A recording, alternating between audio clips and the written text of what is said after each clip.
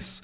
Next up, we have The City with No Wind by Six Impala. Once again, everybody, this is a Basterd's LFA, a layman-friendly analysis. I'm a professionally trained musician and composer, and my objective here is to explain things in a way so that you don't have to be one to understand what is happening here musically. So if you like the sound of that, make sure you're following the channel, subscribe to the channel, whatever term you want to use, like the video, share the video, leave a comment, turn on notifications, become a member. Once again, if we somehow hit 10,000 subscribers before Christmas 2025, I will take a single fan fiction of the choice of the community, whatever you all want. I will fully produce, record, and voice act an audiobook for it. We have to achieve this through legitimate and honest means only. No account duping, no botting, no buying followers, no rat behavior. Go share the videos with your friends, with your families, friends, families, whatever. Those are two different concepts, by the way.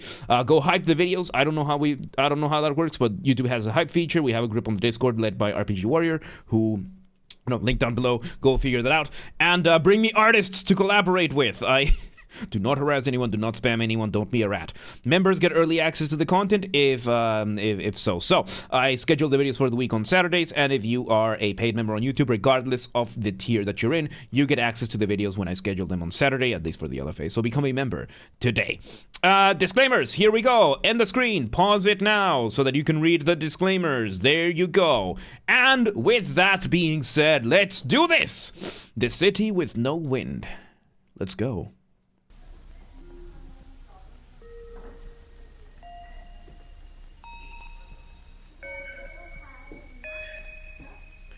Okay. We're starting with some static and a recording. It sounds like a poor quality recording. Sounds like some sort of like classroom or something. And we now have what sounds to be the initial motif. Motif being the smallest version of your musical idea, the seed, the essence from which everything else comes from. And it kind of sounds like we have reverse audio samples going on over here. So something that you can do in audio is that you can reverse audio samples. So basically the way it works is, time is linear. So you have your audio file over here, and it's going to play from second 0 to second 1. And the time is going to go over here. However, you can flip the computer and tell it, you know what? How about instead of playing from second 0 to second 1, you have it playing from second 1 back to second 0. And that is going to sound very mystical, very weird and everything. So yeah, let's see where this goes. And it's okay, Logs, yes. Bit of glitchiness in the audio. Okay. Valid, welcome back.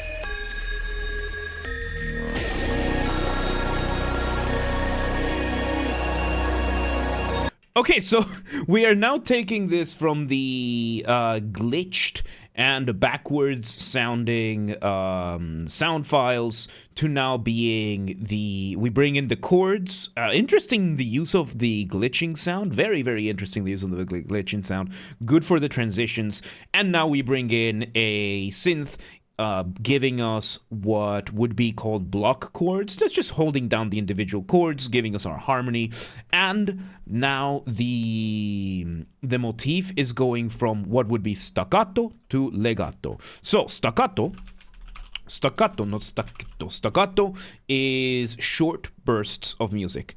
Pop, pop, pop, pop, pop, pop, pop, pop. And the opposite of staccato is legato. Ba, ba, ba, ba, ba, ba, ba, that kind of thing. So, Joao, welcome today. How you doing? So we went from staccato to legato, and it sounds like these things are... It sounds like the audio waves are clipping, which is very interesting. The concept of clipping is when you have a microphone capturing more audio than that the software is capable of processing, or that the microphone is overloaded, basically. The easiest way of recognizing this, is the distortion sound. If you ever are on social media, next time you're doom scrolling, look out for any influencer that has a lav mic. Lav microphones are the types that you usually would clip somewhere around your chest or the collarbone, one of these places, and watch them holding over here. If they hold the microphone like that, that is not what lav mics are designed to be. They're designed to be at a distance, which means they are very sensitive. So if you see somebody holding it over here like this, you are going to hear the distortion from it because the audio is going to be clipping. And that clipping comes across as as distortion. Ryan Tran does, a lot of influencers do that. Like most of the ones I see do that. And yeah, you're not supposed to do that with lav microphones or with clip microphones. You're supposed to clip them somewhere around your chest, and usually like around chest level, maybe neck level at most, collarbone, whatever, at most, so that the microphone is just facing in the general direction of your mouth, and they are high quality and sensitive enough to capture it. So you grab one of those and put it over here. That's not what they're designed to do. You're gonna clip the microphone. It can damage the microphone, but not really. That's more of a software issue. Just like, the microphone I'm using, this is a Shure SM7B, and I am using it the way that it is designed to be. I am holding it around the distance that these people would hold their microphones in, and I have programmed it so that it captures everything properly. And even if my voice goes too high up, you might be able to hear some of the clipping. It won't matter. Staccato, legato, Elgato. I know, right? Elgato makes really, really good products, dude. The camera we're using is Elgato. So, you think that clipping sample is intentional? I think so.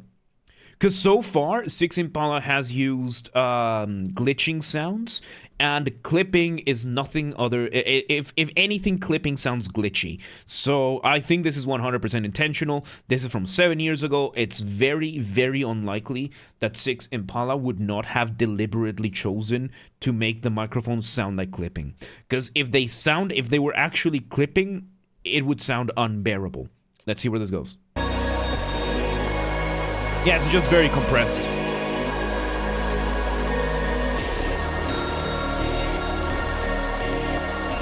And we're using the glitchy sounds, the sound of glitches, as percussion. We're using that to establish rhythm.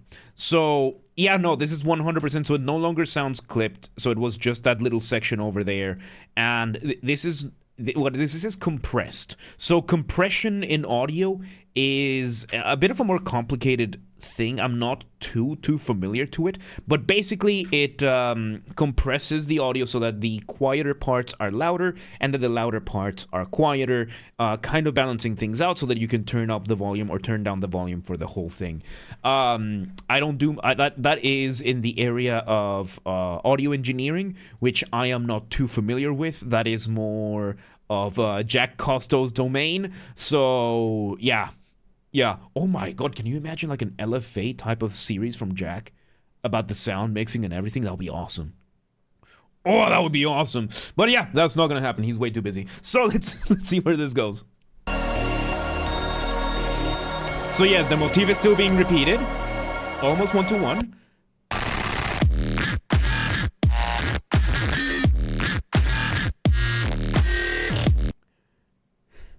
So now we bring the glitchy drums full forward. We drop the beat with this, and we have this bass that is almost non-functional. Almost non-functional. What I mean by non-functional is that it doesn't fit the harmony or the scales, but it is it a podcast quality microphone? This one, yeah. We used this in the radio station that I was back in Berkeley, the Berkeley College of Music. We used this exact microphone. So the drums now have this, and the motif is now in the bass, but the bass is so glitchy sounding that it's almost it's very difficult to tell that the notes are still being played. I like this. This is very cool. So Dan, welcome today. Not Dan, welcome today. How you doing? And Goober, welcome today. Welcome back.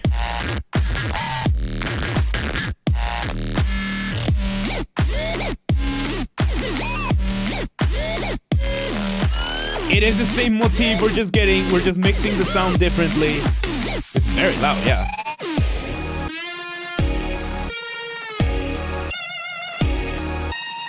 Okay, and now we had a call and response over here. Call and response being a musical conversation. We are now fighting between the old sound that we had versus the new sound that we have. One beat being the new sound, one beat being the old sound. Call and response, one instrument starts one thing. If it ends, the other one starts. When the other one ends, the other one starts. Back and forth, call and response. And oh my god. There we go. We're back in the old. Moment of silence and new drop.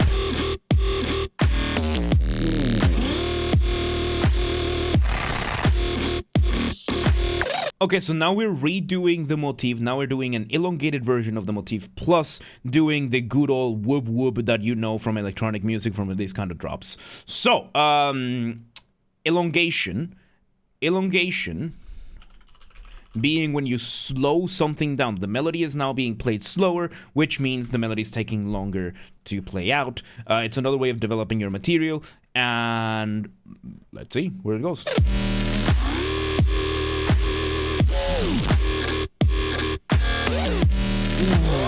And part of the whoop whoop is being emulated. I think it's being sidechained, part of it. Sidechaining being when the drums hit, whatever is being sidechained gets the volume turned down and back up. So added that to the whoop whoop sounds. It's actually clever, the way that this is being done. I like it. Let's see.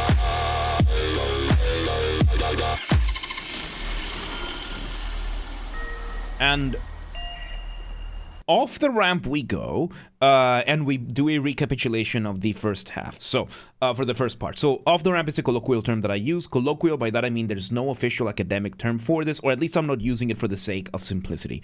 Off the ramp is what I call a transition. It can be as short, a specific transition. It can be as short as a couple of beats. It can be as long as an entire section. And the purpose of this is to make your listener feel suspended up in the air at the mercy of inertia, waiting to see where you land. How do you do that? Remove the drums. Maybe the bass as well. And you get back to this. We're going back to the reverse sounding files, I think. Let's see.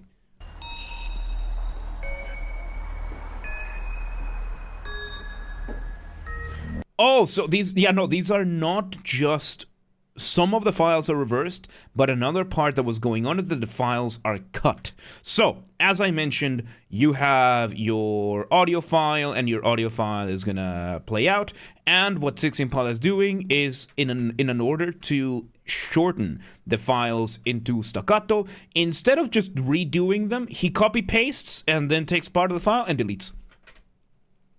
And that's it. That's it. How do I know? Because whenever you have an audio file, and let's make a bigger example, right? Like, let's say we have this over here, and all audio waves are going to go up and down one way or another. So audio is going up and down, up and down, up and down. And the way speakers work is that whenever the audio goes one direction, the speaker pushes forward, the membrane of the speaker pushes forward, and whenever the audio goes down, the membrane of the speaker pulls backward. And it's that going back and forth in the different frequencies that creates the different sounds that we have. However, there is something, there's a type of clipping, very specific clipping. It's more of a pop, it's more of popping that sounds whenever the speaker does not have the time or needs to force its way to something else. So the way this works, right? You can see how the vibrations here are going up and down. Let's say whenever it goes up, the membrane pushes forward. Whenever it goes down, the membrane pushes backwards. So, or pulls back. However, if we were to delete, let's say, this part of the audio track, and let me do something a little bit more sensical than this. Thomas, welcome today. How you doing? So if we were to copy and paste these, and let's say we copy them like this. So we now have the membrane of the speaker going up, then down, then up, then down, then up, then down, then up. Then the speaker is going to naturally keep the sound going. However, once we reach this point where the membrane is up, but all of a sudden it requires it to be down here, and there is no time, there is no vibration there that is giving it the time, or I guess a better example would be if the next audio wave is also going up and then down, then, or let's say, no, the other wave is going down and then up, so it's at polar opposite directions, the membrane is going to have to pop. The membrane is going to have to, you're going to hear a pop in the membrane, because that is the membrane being like, oh shit, we're not supposed to be up here, we're supposed to be down here, and it just forces it very quickly to compensate for that, and that's where we're getting these pops. We are getting these pops right now in these samples, now that I'm hearing them a little bit more clearly, so there you go.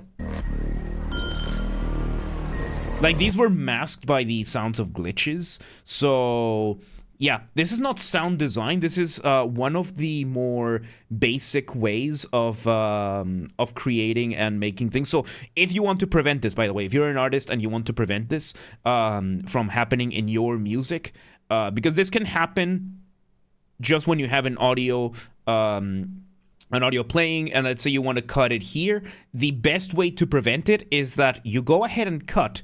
And then a little bit before that, you take this. So let's say we want to cut down over here. So before this cutoff, what you're going to do is you're going to zoom in a lot. And in the last half a millisecond or something, what you're going to do is you're going to take the volume and fade it down. You fade down the volume like that at the very, very end of the audio wave, that even if the next audio wave is down here, it doesn't matter, because now there is no sound coming from this specific audio. The volume has been turned down. The membrane is not moving. So the membrane is going to have enough time to move back down, to pull back so that it can push again. You get rid of the popping this way by turning down the volume of the sound that you're doing. So, yeah, there you go. Let's see where this goes. So now we're doing a recapitulation. We bring back the bass, so it's not a full recapitulation. Let's see where this goes. The sound of a siren. Blocked chords are back.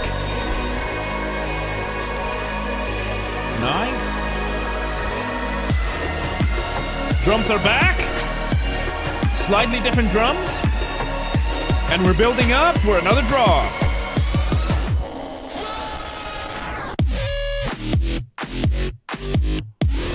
Oh, okay, so we do the build-up and we engage in what is called rhythmic displacement. Displacement for that drop. When you are making music, you're doing one of two things. You are building tension or you're resolving that tension. That point in the middle we call a cadence.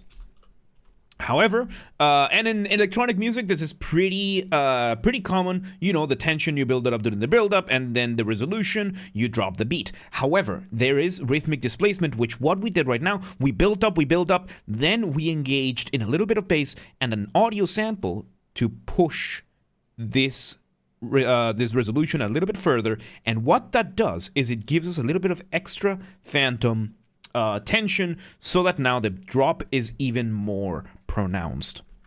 So that is what we're getting right now. We are doing now a change of rhythm. Even though the bass is staying pretty much the same, we're just engaging a different rhythm with the whoop whoop and the side chaining. Very cool. Very cool.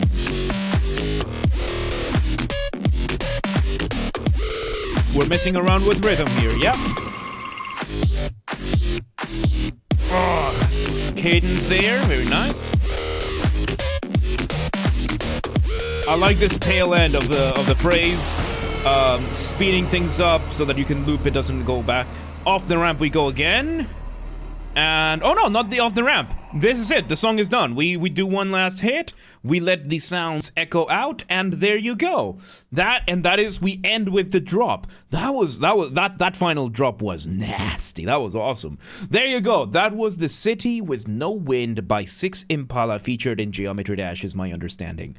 Once again, everybody, this has been a Basterd's LFA, a layman-friendly analysis. I'm a professionally trained musician, a composer, and my objective here has been to explain things in a way so that you don't have to be one to understand what's happened here musically. So, if you're watching this on the YouTube video archive thing, thank you for watching. Make sure you're following the channel, subscribe to the channel, whatever term you want to use. Like the video, share the video, leave a comment, turn on notifications, become a member. Once again, if we somehow hit 10,000 subscribers on YouTube before Christmas of 2025, I will take a single fan fiction of the choice of the community and I will fully produce, record, and voice act an audiobook for it. We have to achieve this through legitimate means only. No account duping, no botting, no buying followers, nothing like that. Do not be a rat. Go instead, share the videos with your friends, with your families, with your family's friends, with your friends' families. Those are two distinct contests, by the way. Go get me more artists to collaborate with. Do not harass anyone. Do not spam anyone. Use the hype function on YouTube. I don't know how it works, but we have a group on the Discord that does, so go check it out. Link down below. Members get early access to the content. Sometime welcome today. How you doing? Yes. Members get early access. I schedule the videos for the week on Saturdays, and if you're a paid member on YouTube, regardless of the tier, you get access to the videos for the week on Saturday, at least for the LFAs. So become a member today. If you want to listen to this without me interrupting every 3.5 seconds, I will be linking it in the description down below. If you want to request a song and you are not on the live stream, go to the Discord server, go to the LFA requests channel and follow the instructions on the pinned message. If you're on the live stream, you can go ahead and start requesting. And if you want to catch the streams when they happen live, we aim for Monday through Friday, 6 p.m. Central European Time. If you're not in Europe, do not worry. We have the full up-to-date streaming schedule showing in your local time zone in both Discord and Twitch, so that if you live in Hope, Canada, and you're like, oh, but what time is 6 p.m. in Hungary, eh?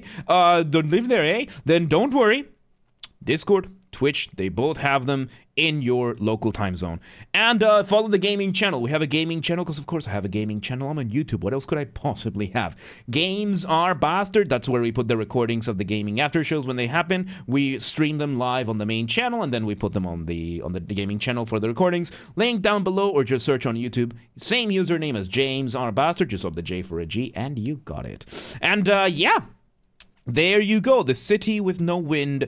What an interesting track that was. Those are nasty drops right there. Really good stuff, but yeah, let's move on.